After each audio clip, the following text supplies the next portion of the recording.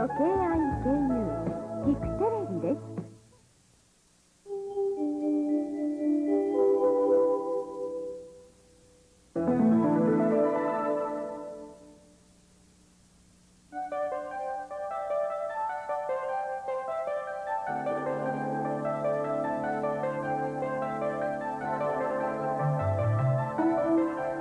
Japan, 3,900 islands, 120 million people. Geographically, at least, the most eastern of far eastern countries.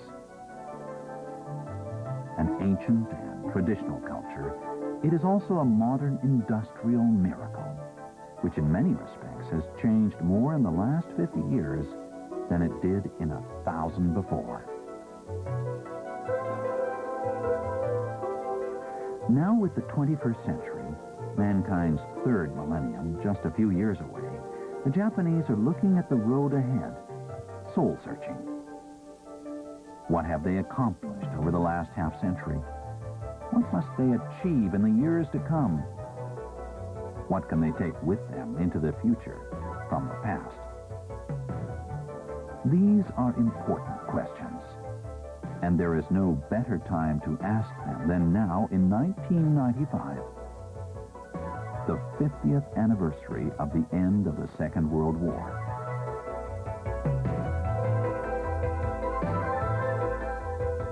Modern Japan is in a hurry, but where is it going?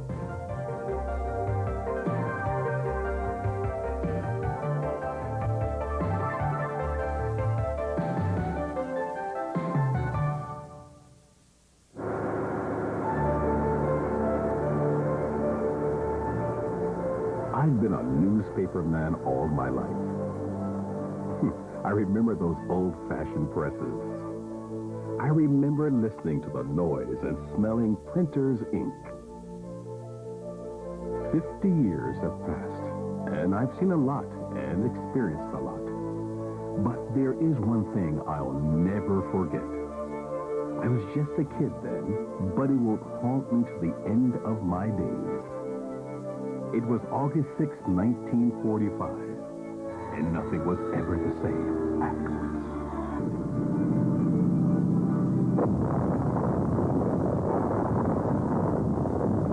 Hiroshima, a blinding burst of light that killed, a sound like the wind of death. And then August the 15th. At that time, I was here at the palace. Japanese history was at a turning point. It was one of those moments. 30市民に住む秦は帝国政府をして、米英市と四国に対し、その共同宣言を受諾する旨通告せしめたり。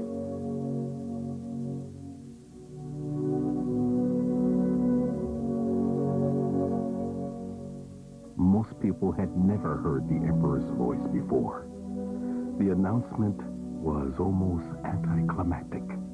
We had all been under such pressure, stretched to the breaking point, and suddenly there was nothing.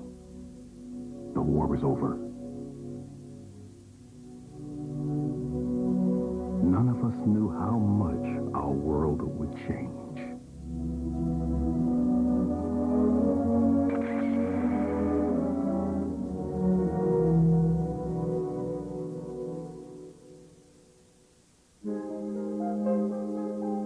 Desolation. The cities of Japan had suffered major bombing. Tokyo was as much a wasteland as Hiroshima or Nagasaki. More than 500,000 civilians, men, women, and children had died in air raids, and those who survived often wished they had not. Just getting the bare necessities of life, food, shelter, clothing, seemed an almost insurmountable challenge, and life seemed to have lost all purpose. It was the children who were most resilient. Education continued, at first without buildings or books. The children were the future. They were hope. 全て何事にも科学的な考え方、嘘じゃない真実を尊ぶ考え方でいかなければなりません。お互いに手をがっちりに助け合って真の新しい民主的な日本を建設しなければなりません。 Schools reopened. Crowded, small, and ill-equipped to be sure, but nevertheless schools. The nation had somehow survived, and people wanted the next generation to know a different Japan, a better Japan. Trains.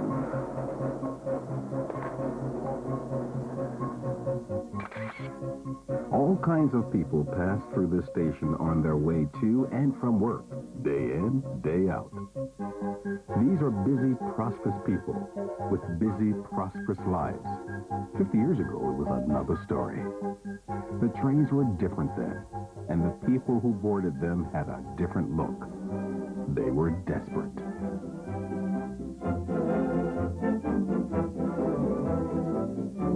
People in those days had to forage for food. It was everyone for himself. Soldiers came home from overseas to a devastated country. Everywhere there were desperate, homeless people. They sought shelter in station buildings and under bridges and causeways, living from day to day, just trying to keep alive. There was chaos and destitution, and for many it was hard to imagine that the economy would revive, that businesses would reopen and industries begin to rebuild, that the phoenix would arise from the ashes. There was a new brand of cigarettes called Peace. It was good tobacco, well packaged. Somehow this most ordinary of products came to represent the beginning of a new era.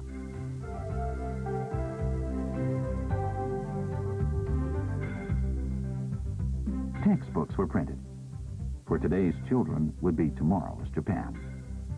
These were the pages of the future.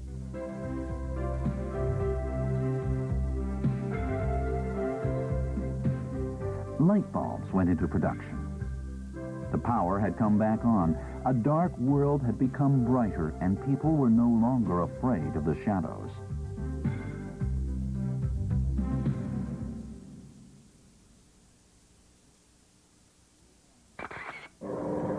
Yasu Ikuta still grinds lenses the same way he did 50 years ago. 大会社は特に一つの技術として生産工程を組んでいくけども、我々町工場は機械でできない仕事を経験と勘でやりますから、我々の持ち分というのは技能なんですね。こういう技能的な仕事というのは恵まれた環境の中からでは生まれてこないんですよ。とにかく今日食わなきゃいかん、家族を養わなきゃいかんっていうもうハングリーの極限の中からですね、やっぱり人間の能力っていうのは限界を超えた能力が出てくるわけですね。それとその日本人の器用さという。ですから1万分の1の精度を手作業で出す、10万分の1の精度を手作業で出すというのは常識じゃないんですよね。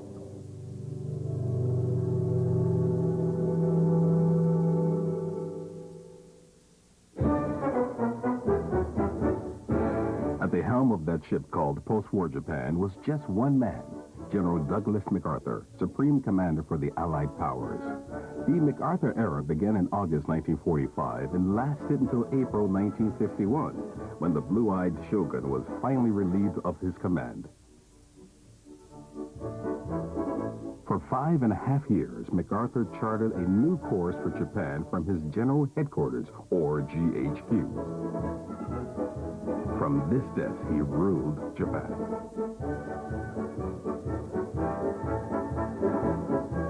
The Emperor met MacArthur soon after his arrival in Japan.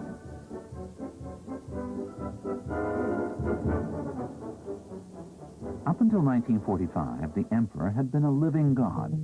Then came the famous Declaration of Humanization, and the Emperor descended from the clouds to join his people.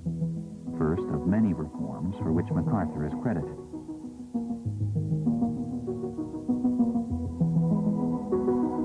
It was one of the most unusual occupations in history. The occupation forces marched through the famous Ginza, while the people watched, bewildered and wary. But the MPs and the jeeps of the Allied forces quickly became the symbols of democracy.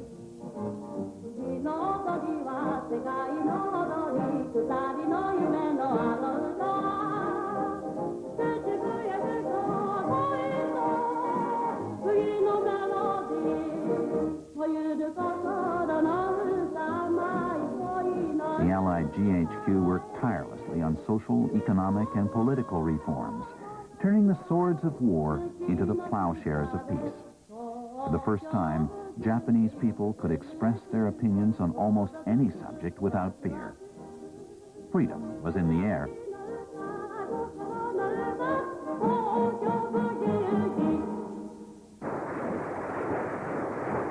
The world had been plunged into war. Millions had died.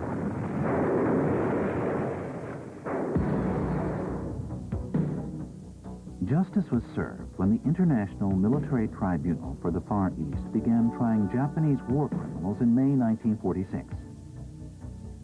It concluded in November 1948, and Hideki Tojo and 24 other Class A war criminals were punished for crimes against humanity.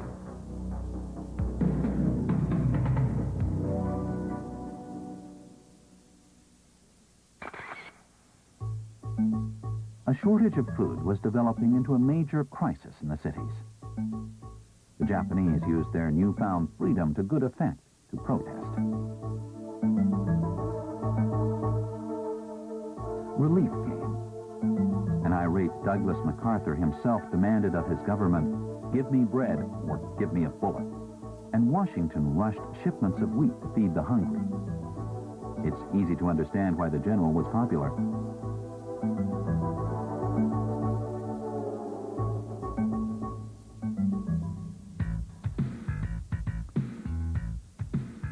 The most important change that the occupation brought about was the reform of the diet and the promulgation of a new constitution. The first post-war election took place on April 10, 1946, and for the first time, women could vote and serve in the government. The new constitution protected individual freedoms and human rights and renounced war as a means of solving international disputes.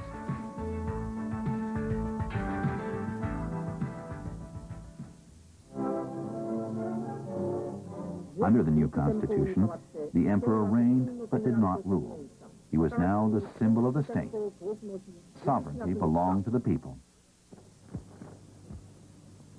本日日本国憲法を公布せしめた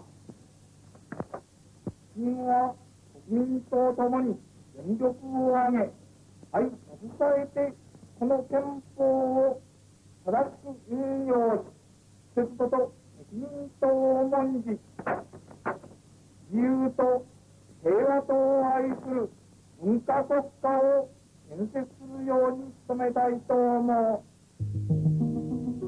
We called the new Constitution the Peace Constitution.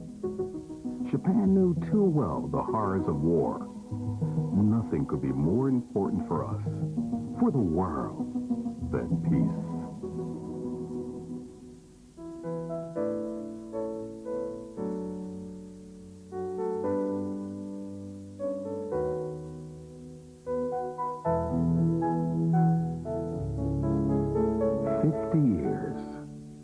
Such a long time, and so short.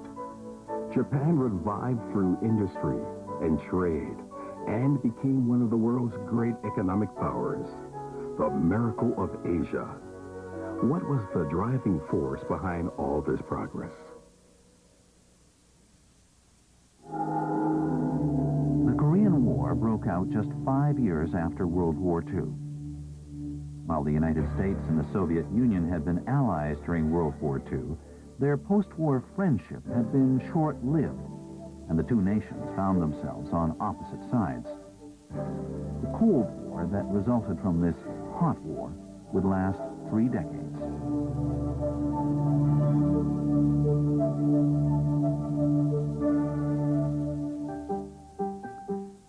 terrible as the Korean War was, it did give Japanese industries a welcome boost as they met the needs of American military procurement.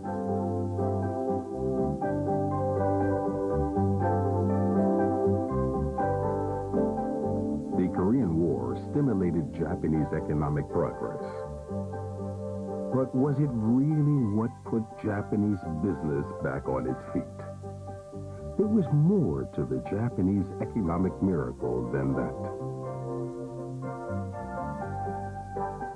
The real driving force for recovery was the Japanese themselves. They shared one goal: to catch up with Western countries, if not to surpass them, in industry, technology, and trade. They had the will, and they soon devised the means. すべての我々の技術っていうのはアメリカから学ばなければならなかったと思うんですよね。その基本のことは全部これアメリカから教わったけど、ラジオにするということはこれは私たち自分で一生懸命やったことだったと。Nowadays, made in Japan means quality. That wasn't so in the 50s. The innovative, superbly engineered products we take for granted today are the direct result of painstaking, trial-and-error efforts to improve quality at a time when domestic demand was unreliable and export potential seemingly non-existent. うちのおかみさんが買い出しに行くわけですよ、お米を。それに自転車がね、もう偉くていかんっていうわけで、じゃあ軍が使っていた小さな 50cc のクレパカのエンジンですね、それを私もらってきてつけてやったんです。それを見た他の人が俺も作ってくれ、俺も作ってくれと、その注文がある。やっぱり自分が興奮するには日本を興奮しなきゃ自分の幸福はない。うちは潰れても国にそれだけの機会が残れば俺は貢献だと。Advanced technology is not born overnight. The computerized production lines that are the hallmark of Japanese manufacturing today owe their existence to the diligence and patience of an entire generation. They worked and waited. It was 10 years before the efforts of Japanese industry really began to bear fruit. While actively importing technologies from the West, the Japanese also drew on their traditional skills and innate creativity.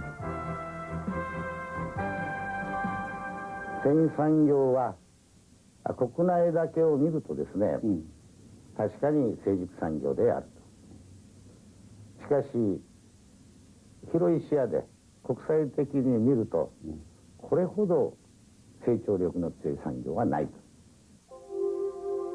The best of East and West. The Japanese were supremely practical. They improved on what they copied, mass-produced quality, and pioneered new techniques and concepts.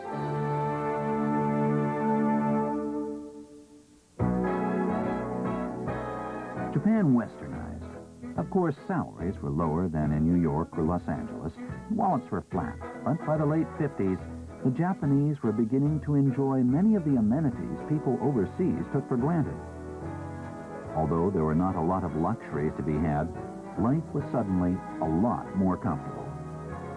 People wanted to forget the desperate years just after the war.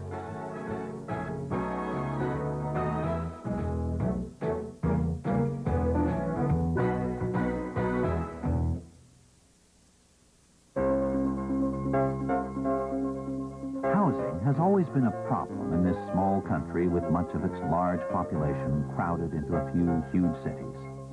Even today, it's no easy matter for an ordinary salaried worker to buy a house and land.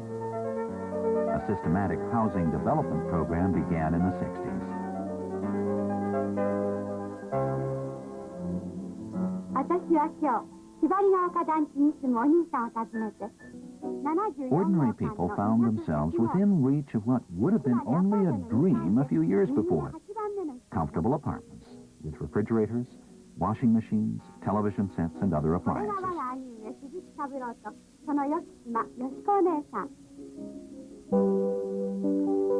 Japanese family life was restored to some degree of normalcy.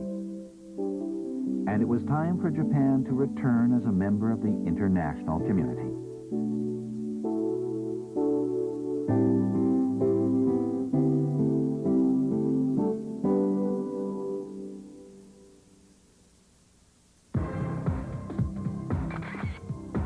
The reign of the blue-eyed shogun, General Douglas MacArthur, came to an end in 1951 when President Truman relieved him of his command.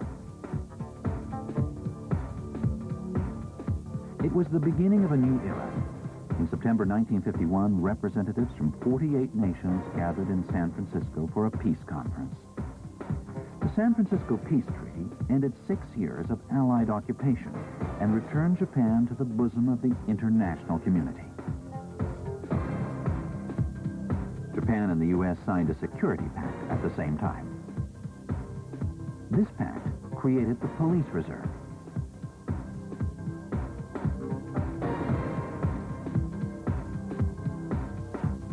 Later, it became the Peace Preservation Corps.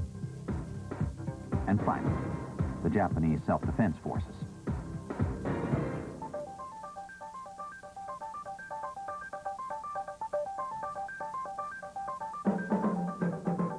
Japan was committed to a path of peaceful diplomacy, and 5 years later, after the San Francisco Peace Treaty, the nation re-established diplomatic relations with the Soviet Union.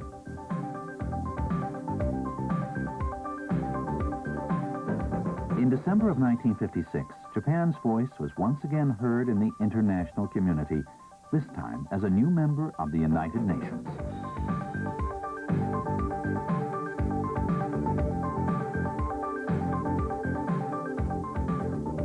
Okinawa. Although the Allied occupation of Japan had ended, Okinawa was still under the control of the United States, which maintained large military bases there. But 27 years after the end of World War II, in May of 1972, Okinawa reverted to Japanese sovereignty. In September of the same year, Japan normalized relations with China, ending a state of war which technically had lasted almost 2 generations.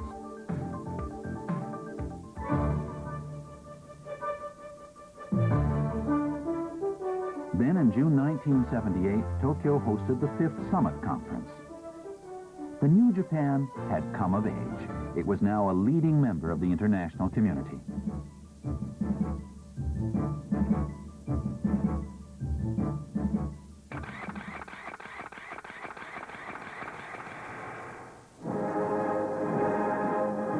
'64 was the year of the Tokyo Olympics.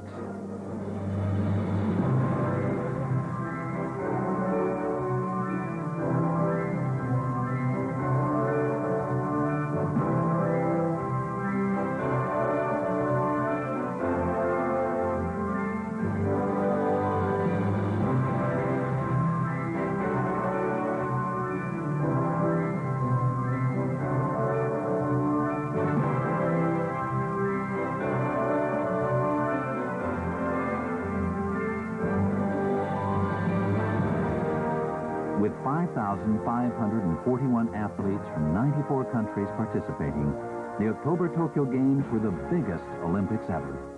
It was proof of more than economic success.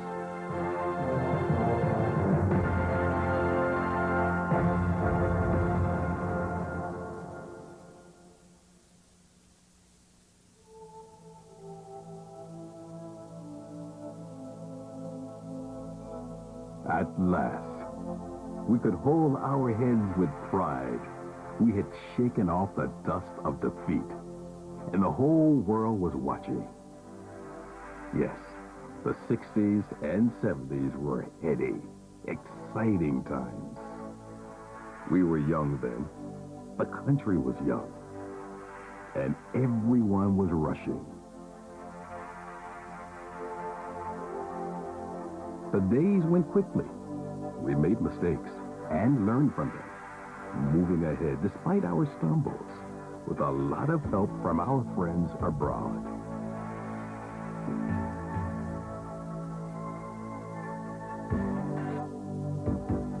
But sometimes I wondered, where are we headed?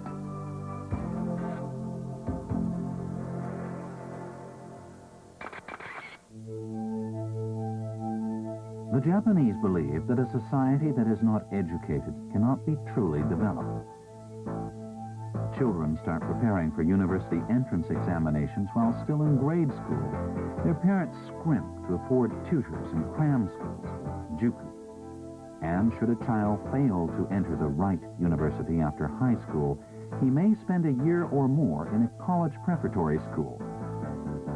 Graduation from a prestigious university is a prerequisite for joining a major corporation and a secure future with a good income.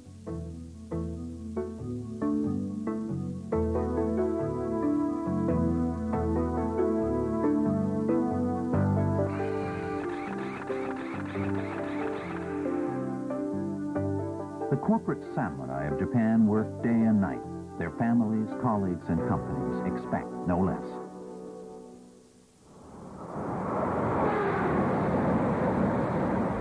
The term economic animal was coined in the 60s when the first Shinkansen bullet trains began racing over the rails from Tokyo to Osaka thanks to loans from the World Bank.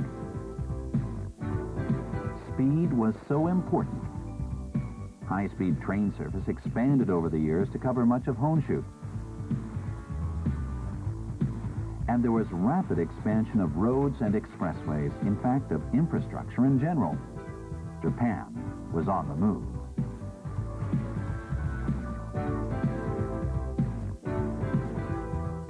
And the Japanese were on the move too, domestically and internationally. More and more Japanese began traveling abroad, looking outwards beyond the shores of their island nation.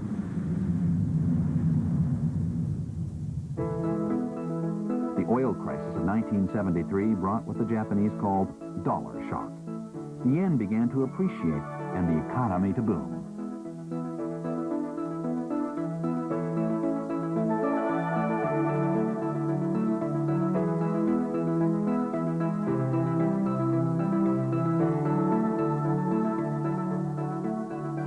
It was the beginning of runaway production and throwaway consumption.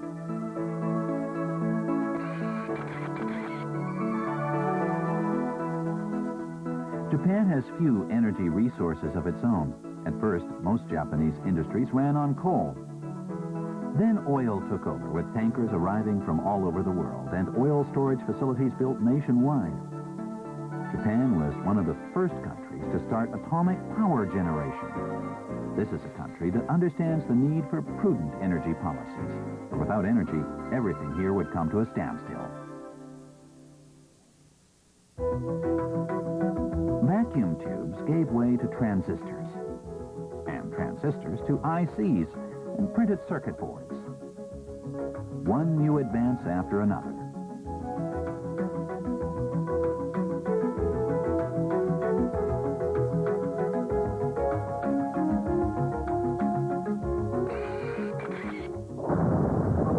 The space age arrived, and suddenly there were new demands on technology.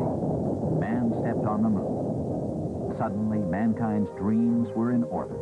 But computers were a key. Japanese industry innovated to find technological solutions to semiconductor development and manufacture.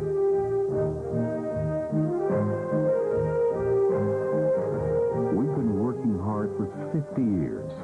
We've not only grown economically, we've given the world a lot of new things they now take for granted as part of a good life. Products are ever more varied and convenient. Take cup noodles, for example. Package is both a cooking pot and a bowl to eat from. Convenient and tasty, cup noodles are more than just another instant food success story. They're a symbol of the times, and they're enjoyed not just in Japan, but worldwide.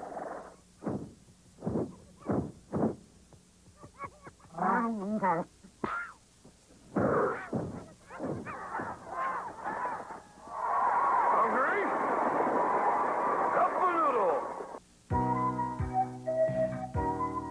A bread maker. Innovative, compact, and easy to use, it does everything automatically, kneading, fermenting, baking.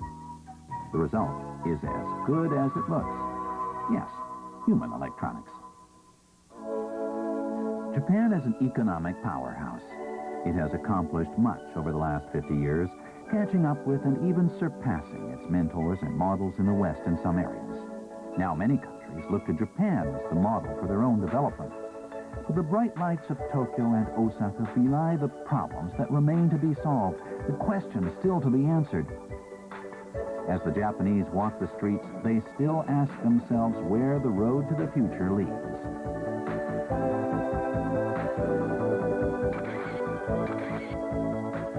Modern societies need industry, but there is a price for too rapid industrial development. Pollution. For years, Japanese industry neglected the environment, dirtying the air and the water. Japan became one of the world's greatest polluters, and it was almost too late before the country realized something had to be done, that priorities had to change and major efforts had to be made if nature and the environment were to be preserved for the children of tomorrow, if the nation was not to drown in its own effluent.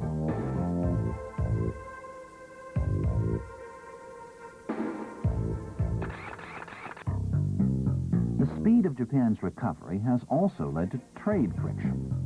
While an issue of this magnitude and complexity cannot be dealt with overnight, Japan knows how dependent it is on foreign trade and is eager to find ways of cooperating with its trading partners.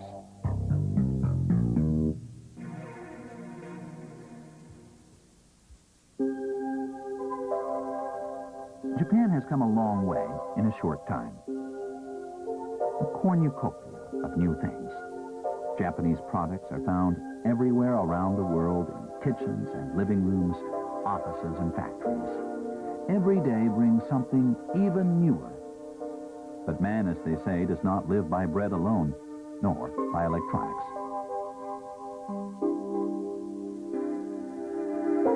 The Japanese have worked hard these 50 years. Have they been too single-minded, too industrious, too hard-working? Have manufacturing and foreign trade become too important to Japan? What lies beyond consumerism? The Japanese are painfully aware times are changing. The world is more and more a global village, and as an economic superpower, Japan has enormous responsibility in this most international of ages. If it is to contribute as a member of the family of nations, it needs new values.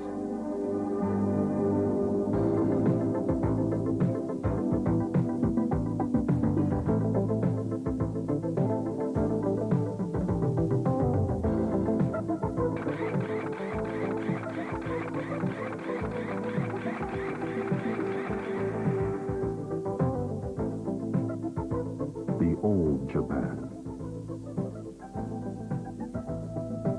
And the new.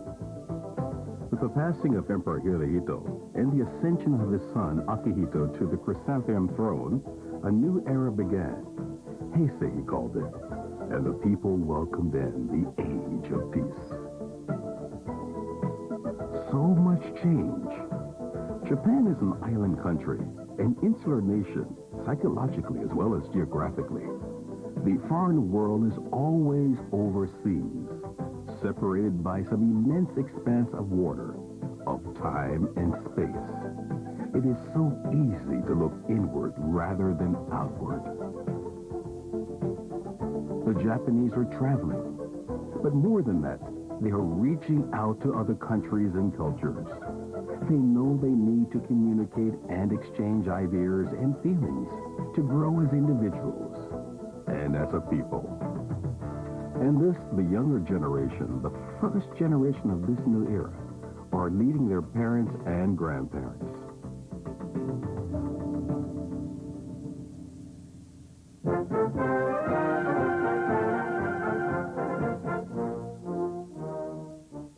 In 1992, Japan sent its self-defense forces abroad for the first time to Cambodia.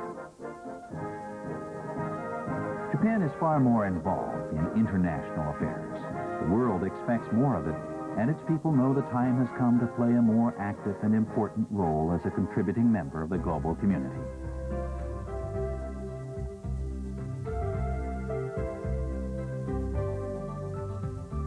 Japan is proving its commitment by supporting United Nations peacekeeping activities.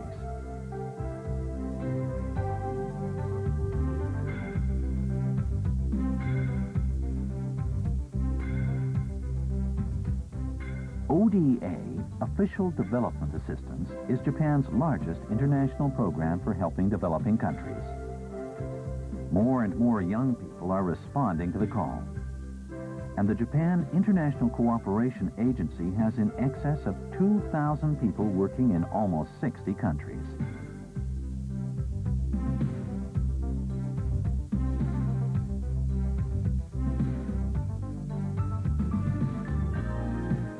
Japan is sharing both its technology and its wealth. In 1993, ODA contributed more than $11 billion, making Japan the world's largest foreign aid donor.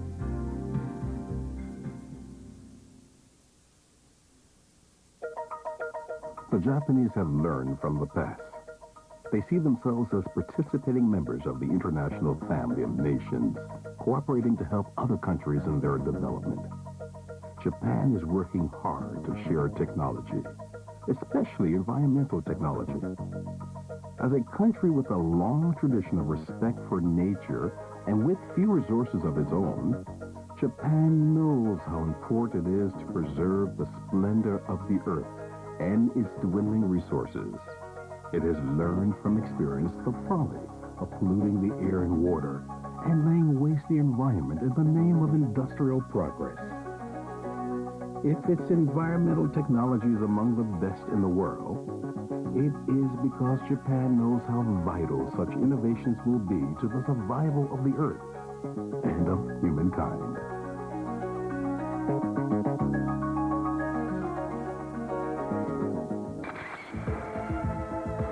"50 years ago, Japan was a broken country. Now people don't think about that. They're too busy. For 50 years, we've been too busy rebuilding and growing and becoming the economic superpower that we are. But what has come from all this activity? Where do we go now? The young men and women who created Japan's economic miracle grow old and gray. We must pass the torch to the young. The great lessons we learned from war and defeat will endure. We will never again repeat the mistakes of the past. But this new generation has new ideas and new insights and new values. They will make a new future for Japan. What path will they choose? What new tests will they face in the next 50 years? I am optimistic. We who survived that greatest of wars and who grew to maturity in the post-war period bestow upon the future more than the material benefits of prosperity. Our legacy is far greater. It is hope. Hope for a better world.